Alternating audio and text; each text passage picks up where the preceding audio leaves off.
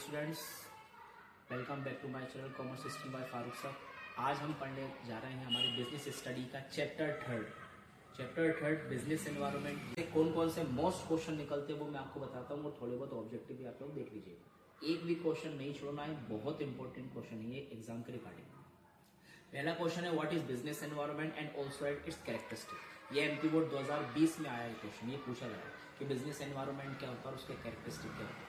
दूसरा क्वेश्चन निकलता है right the importance of business environment. हमारे बिजनेस एनवायरनमेंट की क्या क्या इंपॉर्टेंस है, क्यों जरूरी है बिजनेस एनवायरनमेंट के बारे में जानना बिजनेसमैन को। तीसरा क्वेश्चन निकलता है what is external environment and also right it's component और dimension.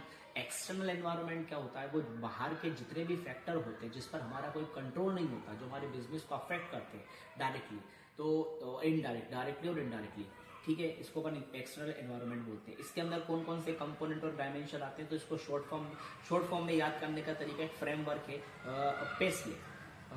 P for political, E for economical, S for social, T for technological और LE मतलब लीगल। आप इस तरीके से शॉर्ट फॉर्म में याद कर सकते हो। और यहाँ से ऑब्जेक्टिव टाइप क्वेश्चंस भी आएंगे आपके कि ये वाला पार्ट कौन से एनवायरनमेंट का पार्ट है, जैसे कस्टम एंड ट्रेडिशन कौन से एनवायरनमेंट का पार्ट होता है, सोशल, डिजिटल मार्केटिंग या यूपीआई वगैरह कौन से एनवायरनमेंट का पार्ट होता है, तो टेक्नोलॉजिकल। इस तरीके से आप लोग पढ़ लीजिएगा ऑब्जेक्टिव भी, और ये सारे इंडिविजुअल दो मार्क्स में भी पूछ लेते हैं और एमपी बोर्ड में कई बार पूछे भी गए। What is legal environment, what is political environment, what is social environment, तो ये क्या होता है, इसके अंदर कौन कौन से जो अपने कंपोनेंट है वो आते हैं, वो अच्छे से पढ़ लीजिएगा।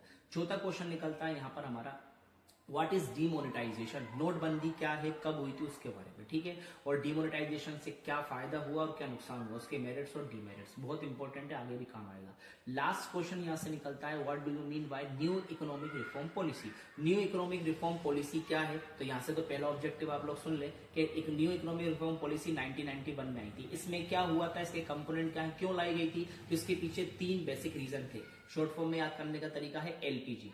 L फॉर लिबरलाइजेशन, जितने भी हमारे पहले के कोटास वगैरह थे उन सबको रिमूव कर दिया गया, अननेसेसरी जो भी लग रहे थे। दूसरे नंबर पे है प्राइवेटाइजेशन, भाई पब्लिक सेक्टर का रोल कम करके प्राइवेट सेक्टर को ज्यादा बढ़ावा दिया। और तीसरे नंबर पे आता है ग्लोबलाइजेशन, ठीक है, तो ये बहुत अच्छे से पढ़ लीजिएगा। इनके इंपॉर्टेंस क्या है, क्यों लाया गया, इनका हमारे कंट्री के अंदर। इस चैप्टर में से इतना ही करना है, मोर देन सफिशिएंट, बहुत अच्छे मार्क्स आ जाएंगे। नेक्स्ट वीडियो में नेक्स्ट चैप्टर के बारे में बात करेंगे, चैप्टर नंबर 4 प्लानिंग। जब तक हमसे जुड़े रहिए, हमारे पेज को लाइक करें, सब्सक्राइब करें। Commerce stream by Farooq sir.